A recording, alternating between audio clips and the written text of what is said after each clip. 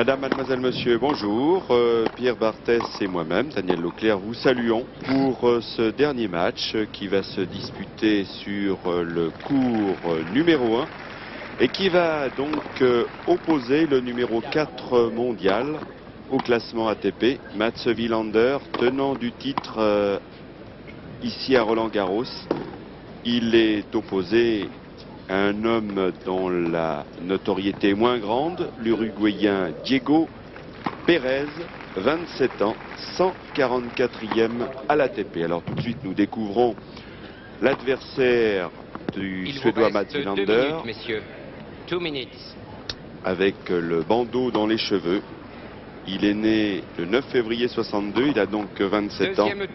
Il est né à Montevideo, il réside à Barcelone, 1m78, 74 kg.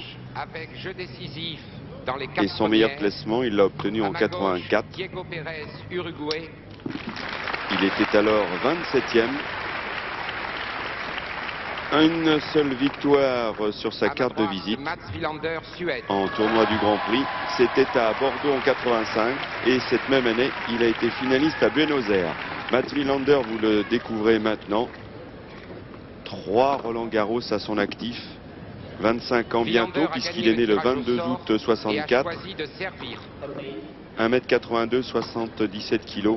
Numéro 4 mondial. Après avoir été numéro 1.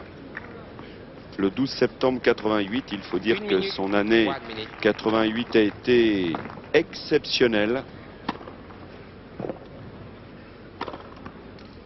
Et ses victoires sont très importantes dans cette année 88 puisqu'il a remporté l'Open d'Australie, l'Open de France en battant Henri Lecomte, vous le savez, l'Open des États-Unis. Il a aussi gagné les tournois de Key Biscayne, Cincinnati et Palerme. Vous le voyez, superbe année 88 qui lui a donc valu le titre de numéro 1 mondial, alors que nous découvrons M. Boivin, l'arbitre qui va officier dans cette rencontre qui oppose Mats Wilander à Diego Pérez.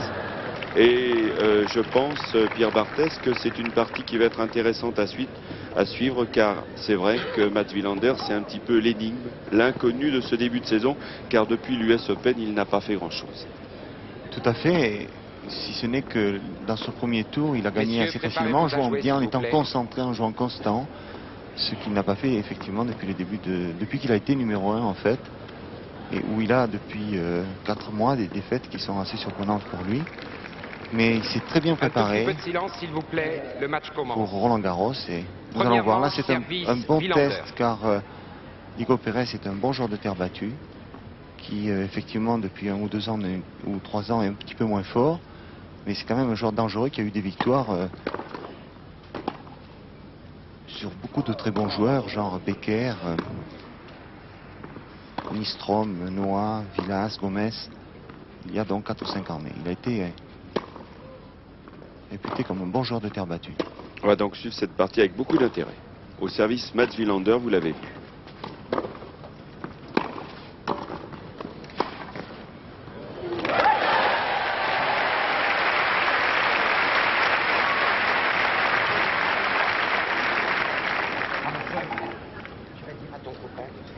S'il te plaît.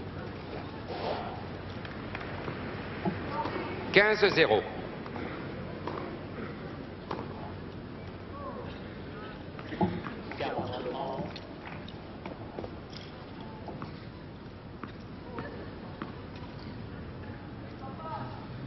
S'il vous plaît.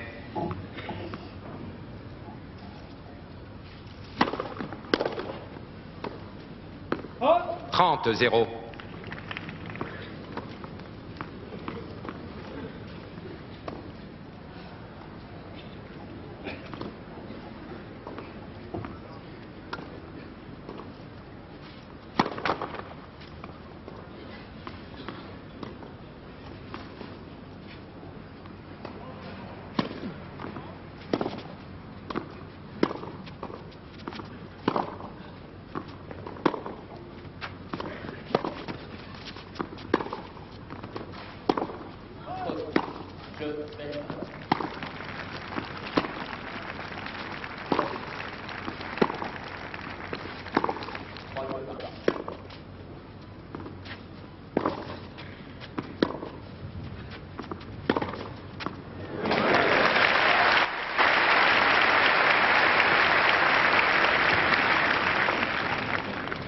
30-15.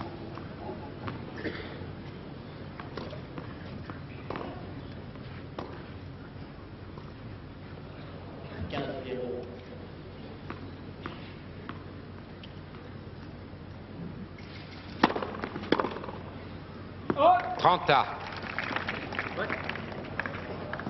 40-15, excusez-moi, 40-15. S'il vous plaît.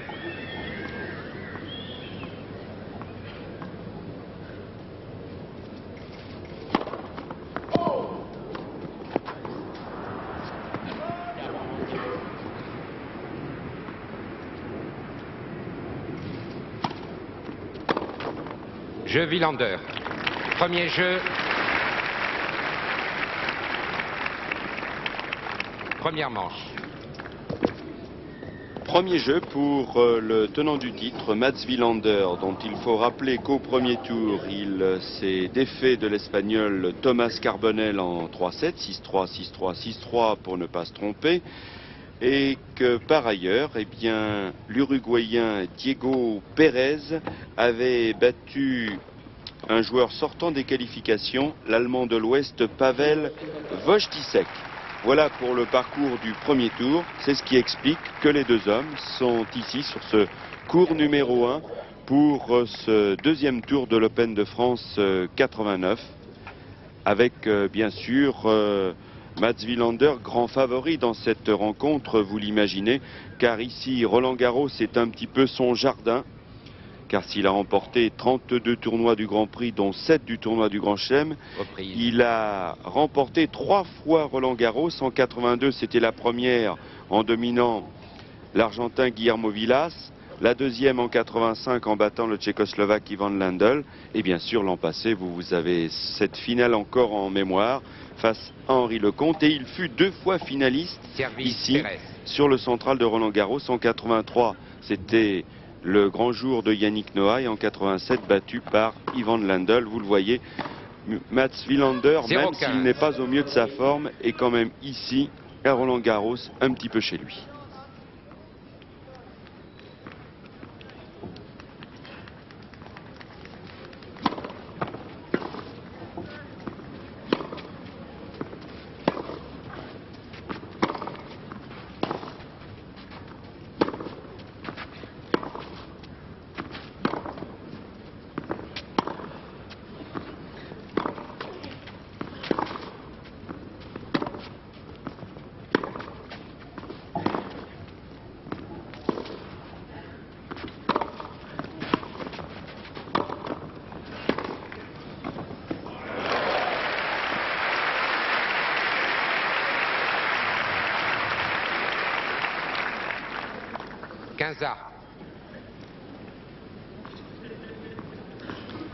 Oui, là, on a pu voir cette accélération de coup droit qui est son point fort finalement à Diego, suivi à la volée, mais on va revoir certainement très souvent ça dans des dialogues d'échange avec demi-log, mais il y aura des accélérations. Il va se servir de son coup droit qui est son arme forte.